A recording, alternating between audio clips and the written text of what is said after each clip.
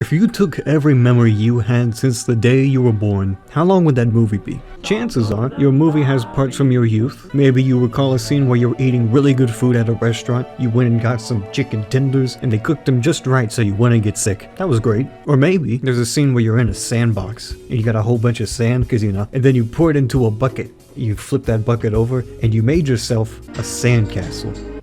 I don't know what happened after that.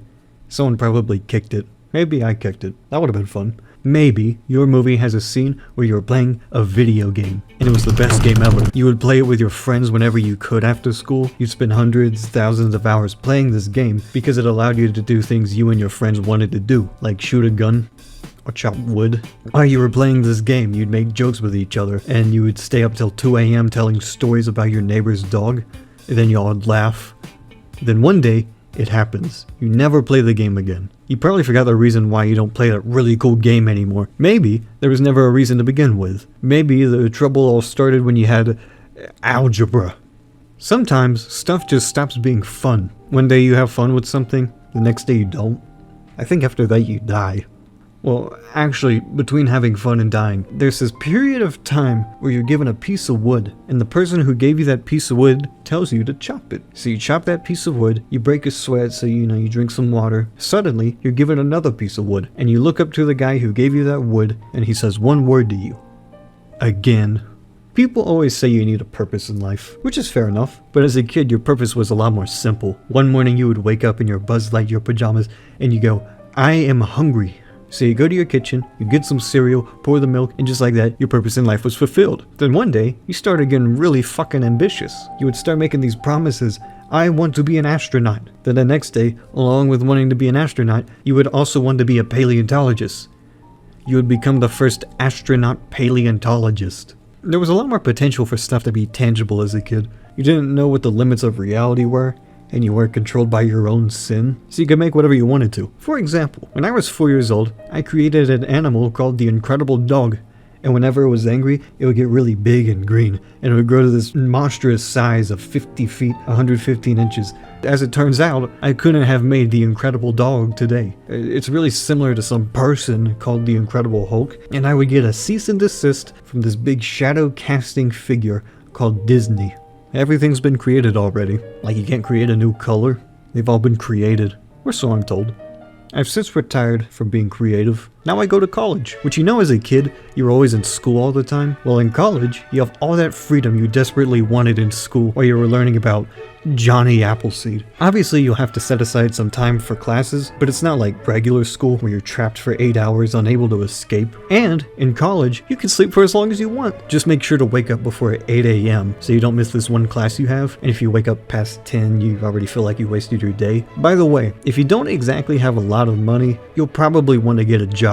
You're in debt. Also, about those classes, you'll probably spend more time studying outside of class than time you spend learning in the class. Be careful though, because if you study too much, it can cause burnout, which is basically being so mentally fatigued that you fail to do basic human functions, like eating. You forget to eat food. So to avoid this, you basically spend a lot of time doing stuff that's beneficial to your mental well-being. This is also known as your freedom. But now, with this freedom, I can watch whatever movie I want. I remember when I was little, I saw this trailer for a movie called Sky High. It was almost intangible in how I perceived it. Deep down, I always really wanted to watch it. Unfortunately, it was never meant to be. I was never able to find a method to watch the movie in my humble youth. That is, until now. I can watch the movie through streaming, and I can watch it whenever I want. This movie, I've practically waited all my life to see. It's just a few clicks and a good internet connection away. Though, before I watch Sky High, there's a few other movies I want to watch before I fulfill my childhood wishes. For example, there's this one movie I want to watch called When the Wind Blows, which is about a naive elderly British couple surviving the initial onslaught of a nuclear war. On second thought, I never really had time to watch movies anyways. I have to meditate and exercise so I don't have a mental breakdown from looking at books all day. As a kid, I was very inspired.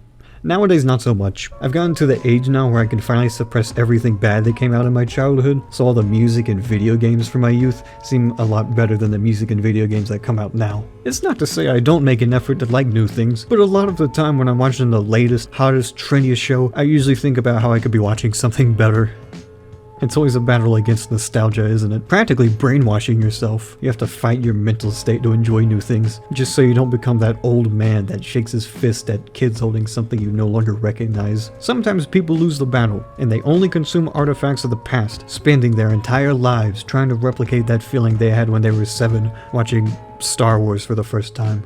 Personally, I think there's more to life than replicating experiences and feelings you had when you were a kid. Because, as an adult, you can do things now that you couldn't do as a kid. For example, as an adult, you can drink alcohol. And the cool thing about alcohol is that it makes you feel really good, and it's really cool for parties, except when you drink too much, because then you feel bad the next morning. Or if you drive while drunk, you have a higher chance of crashing your car and dying. So maybe I prefer Legos to alcohol. But I'm sure there's someone out there that can outweigh the cons of addiction, hangovers, and overall higher risk of death. I was smart not wanting to drink alcohol as a kid, mostly because it tasted bad when I drank some on accident that one time, which actually wasn't so much smart of me as much as it was stupid of me to drink things that weren't mine. I don't mean to brag or anything, but I'm smarter now than when I was 12. I was dumb.